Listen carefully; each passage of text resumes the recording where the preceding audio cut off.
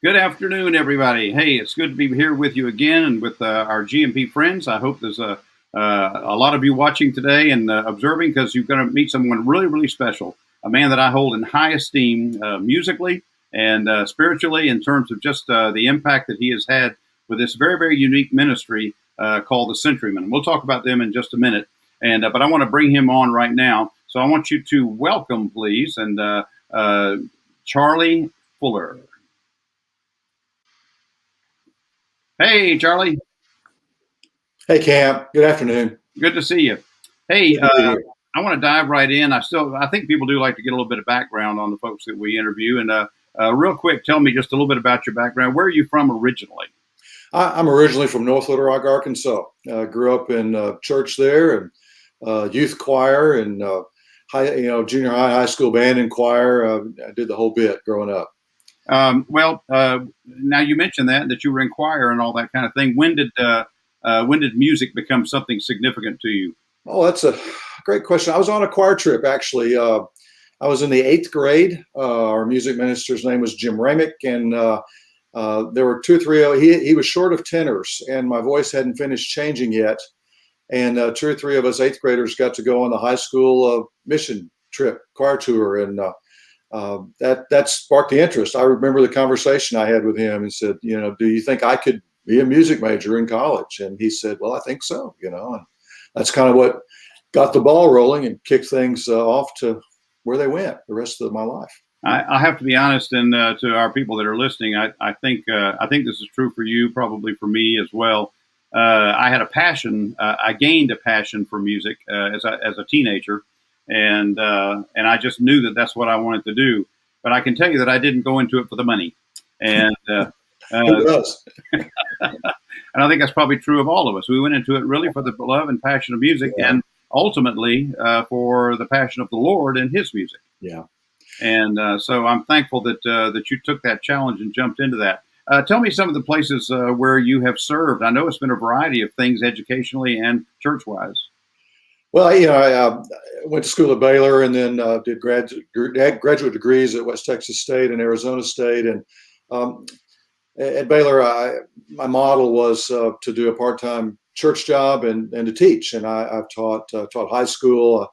I've taught at some colleges and finished up my career at Ouachita Baptist University, where I'm currently professor emeritus of music.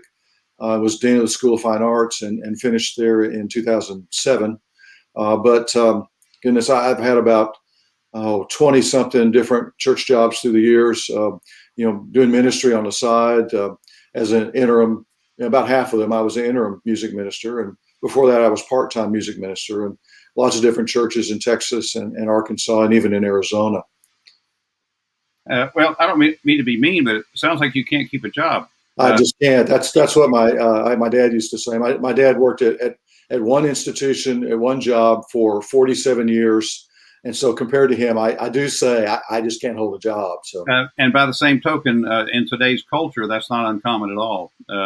No, it didn't. What I learned when I was still in higher ed, I used to study trends and this, that, and the other. And even when I left the academics, 14 years ago, they projected that year's graduates would have 3 different careers, not 3 different jobs, but 3 different careers in their working life. So yeah, that's the world in which we live. Interesting, and yet some of that is actually good because we find that we are pursuing something that we even have more passion for. Yeah, I hope so. Yeah, in order to pay the price, to develop the skills and find the way to match your giftedness to where God may be leading you in a world that's constantly changing is a good thing. Now, the main reason that I wanted to connect with you today and for our people to meet you today is because you are the conductor, director, whatever your specific title is, of the CenturyMen. Tell me who the CenturyMen are. The CenturyMen were formed in 1969 by the Radio and Television Commission of the Southern Baptist Convention. In the 60s, historically speaking, television was taking root. Almost every household had a television, which was not necessarily true in the 50s. And a genre called musical variety shows were becoming very, very popular. And the Mormon Tabernacle Choir was becoming very popular. And a couple of people who ran the Radio and Television Commission were looking for ways to create programming. Their vision was that Southern Baptists would have a presence in the television world. And that was their vision. And they looked around, and at that point in time, the Southern Baptist seminaries were turning out, graduate degree musicians to do music in their churches. There was a real growing emphasis that continued to grow after that in professionalism among the music people who worked in our churches and as were graded choirs were birthed and all of that. And so they looked around and they said, we've got all these men with graduate degrees in music. They've studied singing as graduate students. Why don't we just make a choir? And so they did. And they issued a plea for auditions, and they selected 100 men, and it was the idea was that it was 100 men for the next century, and which was still 31 years off, but that was kind of their vision moving forward. Typically, they did some television things. They would usually work about 50 at a time and bring them in, and at that point in time, the convention was paying their expenses and flying them in and housing them and feeding them and taking care of everything. And over the next 10 years, from 69 till the late 70s, the vision just wasn't grabbing. Television wasn't going, the way television changed, the world changed. We were talking about change. Change was going on in the 70s. And they said, we're not going to do this anymore. But what happened was the guys who were in the group had such a vision for the group that they said, let's form our own 501c3. And they asked the Radio Television Commission for the music. The music was all composed by Burl Red, mostly, who was one of the founding leaders of the CenturyMen and who worked and led the group until his death in 2013. They gave him the logo. They let them have all of that. And so the men continued. They elected officers every year, and it continued just as a nonprofit and continued this mission of serving the Lord in song and doing things that only an auditioned choir of music ministers could do, something very special. Well, I know that, and of course, one of the reasons I'm talking to you today is because you and the group have traveled with Global Missions Project on one project. But before we go there, tell me, what do the men do during the year when they gather to sing? What kind of things do you do here in the States? Well, typically what we do is each year we have a project. We call it a project every year. It usually involves, about 10 days of commitment. It might be a recording project where we gather to lay down tracks for our next recording. It may be an international trip, or it may be a domestic trip. Typically, we do a domestic trip most years, and then an international trip about every 5 years. The CenturyMen were the first group to get into China in the late 70s, and then again in early 80s. NBC and the Radio Television Commission documented that second trip with an award-winning, I think it was an Emmy award-winning documentary video about the China trip. They've been the first to do a lot of things that other groups do now. The CenturyMen did them first. Well, the thing, of course, about the CenturyMen that's so impressive is the quality, the excellence with which they sing and present the message through music. And we at GMP, we've discovered that music is the greatest magnet in the world for drawing people to you. And the language doesn't even matter for communication of the music, regardless of what country you're in. Sometimes it helps to be able to sing a song in the native language. And we know that, and you did that, with us, and but that's a great connector. But it just the music itself is such a life force around the world. That was exactly what I was thinking right before the interview. I was scrolling through my pictures from our trip to Cuba in 2016, and the connections that we made that transcended language were phenomenal. And when you look at the pictures, you're reminded of the way people looked at you when you performed, the way they looked at you when we gathered to eat, to have shared meals with people in churches. And it was just phenomenal, the way those connections happened and transcended language. And you're exactly right. doing one or two things in the language simply enhances that connection that already happens. I mean, it's going to happen. I used to travel internationally with my college choir at Washington Baptist University, and we experienced that as well. But I think we experienced it probably on steroids in Cuba.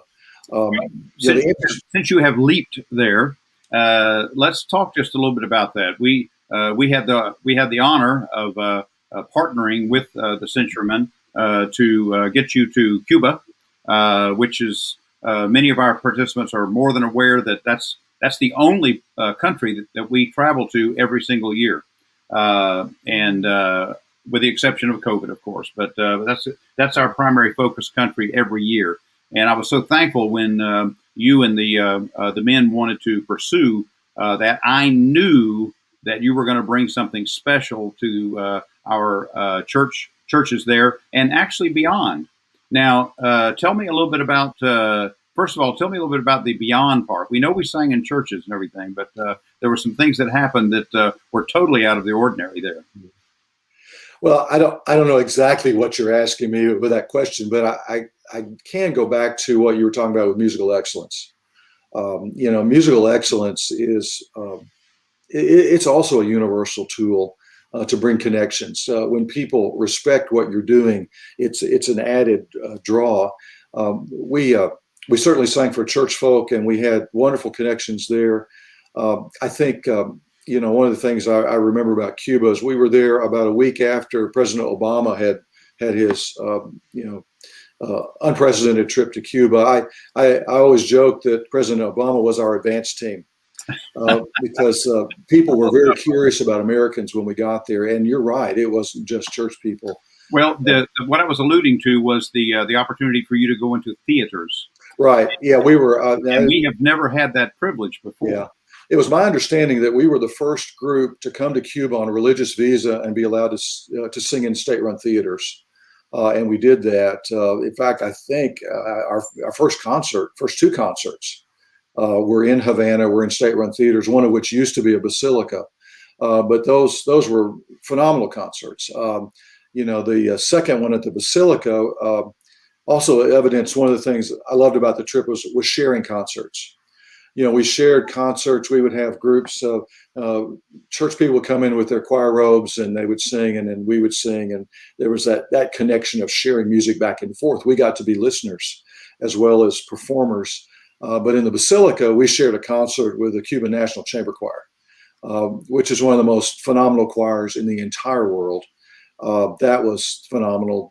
Before that concert, I was actually interviewed on Cuban radio, which was quite an honor and a privilege, and one for which I had not prepared, which made it very vital.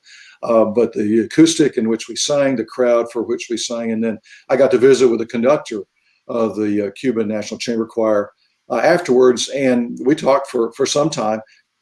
This woman has been their conductor for years and years, and when I got home, I looked in my CD collection, and I had a CD that I had gotten probably 25 years ago of the Cuban National Chamber Choir, and we got to share a concert with them. So the opportunity that we had to sing, not just for church people, but for people who have yet to be connected to a church, we hope yet to, was also wonderful. We brought Bibles.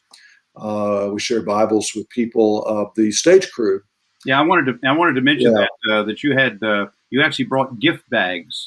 We brought gift bags. We had bags that said CenturyMen on them, so they would know who they came from, as we could kind of continue that connection, so people would remember that bunch of Americans who came to sing for them. And after the concert at the theater, the stage crew were very curious about us because they found something interesting about us because we didn't yell and scream at them, I suppose. But they worked so hard to get our lighting just right, to get everything we needed just right. And we actually shared Bibles with them, and they all wanted me to autograph their Bible, which is kind of an awkward thing to do. But what I did was I wrote in each Bible, I hope that this book blesses you in the way it has me, and I would put my name on it. And on those gift bags, I want our listeners to know that when you were singing, those were primarily for the theater concerts. Yeah. And when you were singing, that every single person in the room received one of those gift bags with a Bible in it, which is very difficult for them to obtain. Yeah. And so I'm so thankful that the Bible, God's Word, was placed in the hands of so many people, many of whom had never read it before, Yeah. and so the door was opened for God's Word to be revealed in their lives. Well, that picture behind you, I believe, is from Cuba. Is that correct? Yeah, this is a picture of the CenturyMen taken actually before the concert I was just referring to. This is in the Jose Marti Square in downtown Havana. About a half a block away is the Havana Opera House that had been refurbished and is beautiful. And about 3 blocks away was where our concert was. Well, they're a handsome group. I can see that from here. Well, yeah, you can tell because they're so big. Yeah, but yeah, it was a very transformative trip. I think for every man in the group, and including a couple women that were with us. So you mentioned the opportunity to be with the National Choir there. Do you have any one story that you might share with us that jumps out at you? Or oh goodness, it's I was going through those pictures. It's I think the thing that I take back most of the time from that is not one single story beyond maybe the ones I've already shared, a couple, but is that we sang for the finest chamber choir in the country. We sang for, in some ways, the intelligentsia, the most affluent. There are really no affluent people in Cuba, but we did sing in the theaters. We sang in the city, and we also sang in very small towns. We sang and had interactions with people who helped provide our meals, who were given everything they had, for us, and we shared that time. I think, with the last concert we did, I talked about the first concert we did. The last concert we did was in a village in the far eastern part of Cuba, or farthest east we went, and there were farm animals, right outside. It was an open air facility where we sang, open air kind of arena church. So we experienced really the extremes of the country in some ways. We also spent some time working in the seminary there with some music students, and they sang for us. We sang for them. For our GMP listeners, especially those who have been to Cuba with us before as well, that church you're referring to is Second Baptist Church there in Holguin, Cuba, and Elio Mora is tightly a part of the Baptist Convention music there in that part of Cuba, and many of our GMP people know Elio very, very well, and love him and respect him for who he is. Well, hey Charlie, this has been great. I wish we had more time. I'm just feeling like we're just getting started good. But do you have any parting words for our GMP folks? I would just say, keep up the good work. Taking the gospel around the world. It's important. It's a privilege and an honor. And we're grateful that we get to do that. And then we enjoyed and we're blessed and had a vital partnership in Cuba with GMP in 2016. And I look forward to seeing more of our, we really are interested in having more choral groups travel with us. Yeah. And we've had a good number, but we're interested in seeing more travel with us. So to all my GMP listeners that are out there today, God bless you today. And be sure and share the message of GMP with your ministers of music. And let's get some more choirs traveling with us as well. I can tell you the CenturyMen were an incredible blessing in Cuba. As a matter of fact, right now, we're hoping for CenturyMen to return there in a couple of years. And we're keeping an eye on what's going on around the world right now and hopeful for that. So anyway, God bless you all. And we'll see you next week.